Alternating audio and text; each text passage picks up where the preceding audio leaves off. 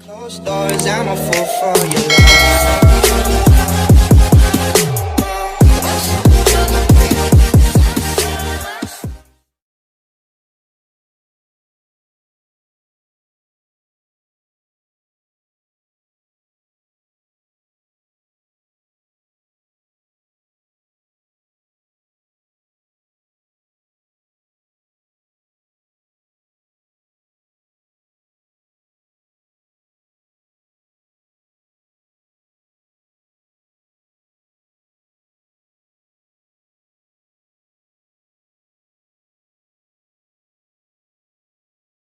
So magsimula na tayo para sa ating tutorial ng paggawa ng PowerPoint presentation gamit lamang ang ating smartphone or Android phone. So ano ang kailangan natin? Tatlo lang: internet, cellphone, smartphone or Android, at saka syempre ang Office 365 na application. So, kung meron na kayo ng Office 365, maganda. Kung wala pa, pumunta lang po tayo sa Play Store at i-type, magda-download po tayo. So, i-type si Office 365. So, since meron na nga po ako, update na yung nakalagay dyan. So, hindi ko pa na-update. Pero kung wala kayong nakalagay dyan, install. So, kailangan nyo po siyang i-install at gumawa ng inyong account sa inyong cellphone sa Play Store, Google Play Store. So, magsimula na po tayo. Una natin dapat gawin ay i-click yung application. Kung makikita nyo, nasa taas po siya. So, ito yung lalabas sa inyo, sa cellphone nyo. So, pag pinindot po natin itong upper right na may icon na tao, lalabas dyan yung inyong account. So, itong account na makikita nyo, ito po yung binigay sa amin ng DepEd Cavite. Kaya meron akong account ng Office 365. So, explore muna natin siya. So, pagka po pinindot nyo itong action sa baba, makikita nyo yung mga iba pang pwedeng magawa ng Office 365. So, meron tayong transfer files, image to text. Pwede kayong mag-convert ng text in images. And then, pwede po kayong mag-sign sa PDF ng mga documents, scan.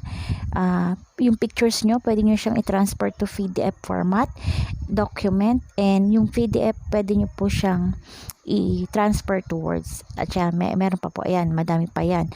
So, balik tayo sa home. Dahil ang ating tutorial ay tungkol sa PowerPoint presentation, so meron na po akong nagawa dyan. Ang dapat nyong gawin ay, nakikita nyo itong plus sign, i-click nyo lang po siya, and then mamimili kayo kung anong gagawin nyo. So, dito tayo pupunta sa color blue. So, meron dyan Word, Excel, at PowerPoint. So, sa PowerPoint tayo. Dito tayo sa Create from Template para meron na po tayong format. Meron ditong different design. Pwede kayong pumili. Parang yung sa desktop lang din. So, ulitin ko, ang gamit ko lang po ay cellphone. Yan. So, pwede tayo dito sa blank presentation. Yan. Kung makikita nyo, para tayong nagamit ng desktop or laptop, pero small version lang. Anong gagawin natin para magkaroon siya ng design? So, ang gawin nyo, i-click nyo lang po siya. And then, nakikita nyo dito sa lower part, meron dyan mga icon. I-click nyo itong icon na may picture. So, pipili kayo ngayon sa inyong album kung ano ang gusto nyong ilagay. So, sa akin, dito ko siya tinabi sa download. Yan, nag-prepare na po ako. Nag-download na ako from Google ng aking gustong design. So, kung itong gusto ko na gawing background, using your fingers, long press lang po, tapos yung mga dot na yan, inyo lang po siyang i-adjust. So, paano kung magta-type dyan? So, balik kayo dun sa mga icon sa baba, meron dito, ito, yung square na tatlo, pindutin nyo lang po yan. So, parang doon sa PowerPoint sa ating mga laptop, send backward, isa pa ulit, send to back. So, ayan.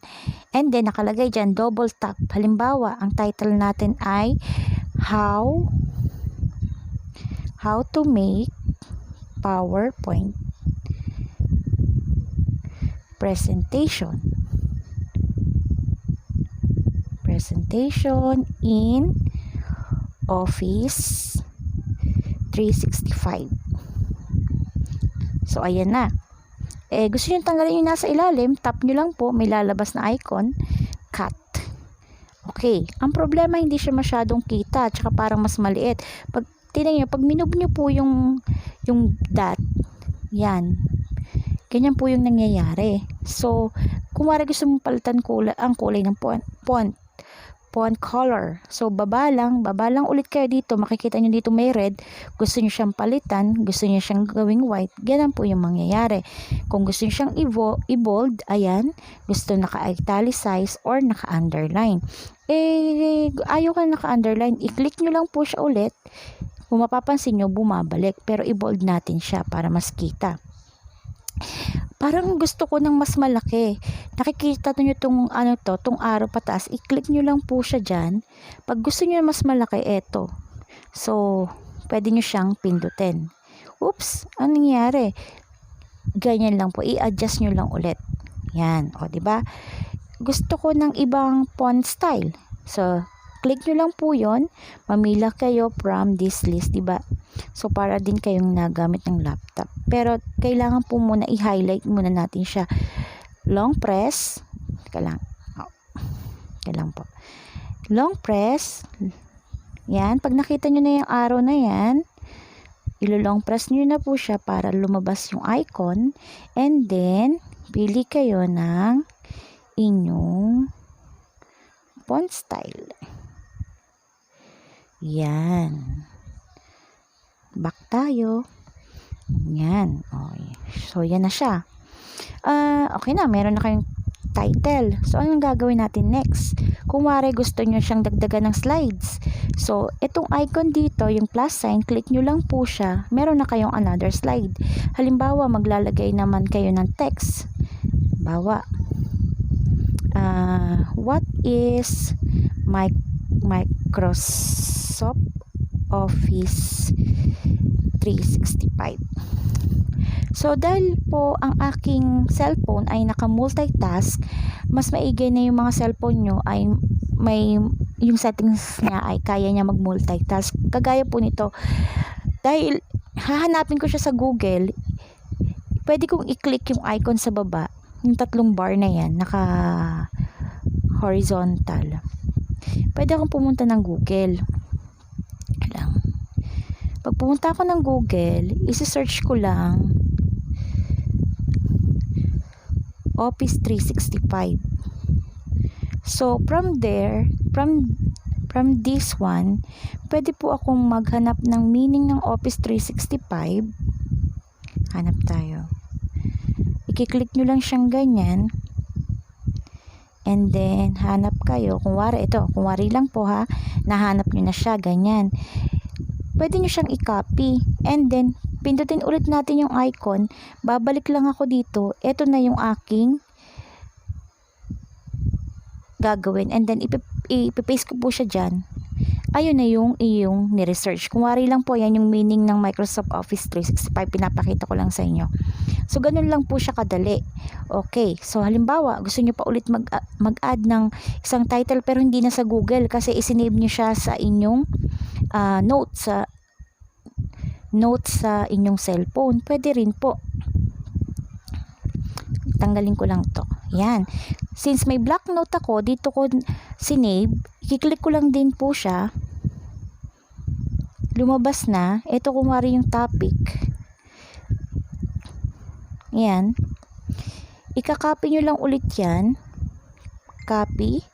Pag binindot nyo ulit yung button, babalik ka ulit doon, double tap, long press, paste. So, ayan na po siya. Pwede nyo yang i-modify. Kailangan nyo lang hintayin yung cursor na lumabas. Okay? Diba mas madali siya. So, ito yung advantage pagka naka-multitask yung window mo sa cellphone. At saka pag Android. So, yan. Kuwari, yan na po yung features ng type natin features of Office 365. Ayan. Diba? Ma'am, gusto kong mag-insert ng picture. Pwede ka rin mag-insert ng picture dito. Click mo ulit si slide. Yung button up dito sa baba, i-click mo lang. Makikita mo home, and then insert pictures. Kunwari, gusto ko siyang lagyan ng picture ko. Pwede. Okay? Kunwari, ito. Gusto kong ilagay ito. Pwede mo po siyang ilagay. Pero, pwede ka rin maglagay ng mga picture na walang background. So, yan. Pwede yan. Okay?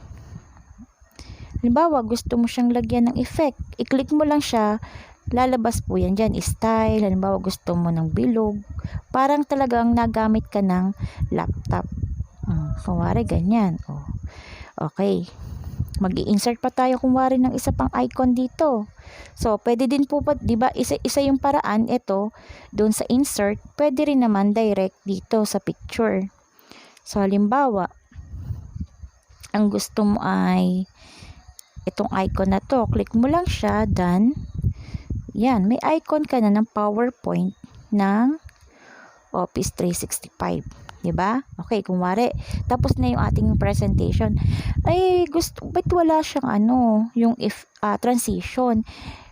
Yun lang po ulit ang pipindutin natin, home, transition, para sa transition effects ng mga slides. Kunwari, ang pipiliin natin ito, this one, apply to all, para lahat po ng slide, yun na yung effect, kung gusto nyo. Pero pwedeng hindi naman, isa-isang slide magkakaiba. Pero, ang gagawin natin, lahat ng slide, ang transition effect niya ay yung curtain, wind. Okay? Papakita ko po sa inyo kung paano siya. Dito tayo sa slideshow. Yan. So, yan na po yun. Pag kinilik nyo yan, papaganan, okay, makikita nyo siya, yun na yung transition niya. Ma'am, pwede bang lagyan ko word? Yes po, pwede po. Paano? I-click lang po siya, and then, kung kanina transition, ang transition po, tatandaan, ginagamit lang siya sa slide effects.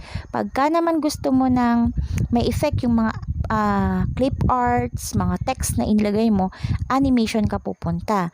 Kung gusto mo entrance effect, pwedeng emphasis or pwedeng exit. So, kadalasan kong ginagamit entrance effect. Halimbawa, gusto mo na rise up. So, ibig sabihin, yung effect niya, makikita nyo mamaya, yung text nagra-rise, na pataas po siya. So, punta tayo sa kabilang slide. Halimbawa, ito, gusto nyo magkakaiba, entrance, appear, number 2, i-click nyo lang ulit yung mga text, appear. Yan. And then, yung last slide natin, kunwari ito, gusto ko siya emphasis. Kunwari ay blink. Okay, ito, gusto ko to ay mauna, entrance. Halimbawa ay random. Dito ay ilalagay natin ay fly in. Yan. Okay? So, paano natin makikita yung preview? Pwede nyo i-click itong itaas, itong may play button sa taas. Okay. So, yan, makikita nyo, nagpe-play siya. Paano ko i-click? Pag gusto nyo bumalik doon sa, parang i-back siya, dito nyo siya i-click sa left side nyo. Ganyan. So, kung gusto nyo naman siya, mag-next slide ka, i-click nyo lang yung screen ng phone nyo. Ganyan. Kapag ganun, yan, di ba? May effect na siya, kanina wala. Okay. Parang sinaswipe lang yung screen pag gusto nyo mag-next. Pag back, ang swipe ay from left to right. Pagka naman yung next slide ang gusto nyo ipakita, ang kanyang pag-swipe ay from right to left.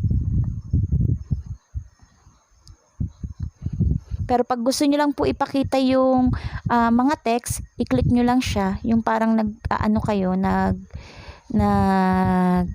type. Ganun lang po. Click lang. Pag next slide, swipe. Yan. Pagka text or icon, tap lang. Once nyo lang siya itatap. Yan. Okay. Tap lang. Tap lang. Yan, tingnan nyo, diba? Isa-isa siya. End of the slide. Ma'am, pwede ba siyang i-present? Paano siya i-save muna? Check icon. Lagay nyo halimbawa PPT. Yan, kuwari yung name niya.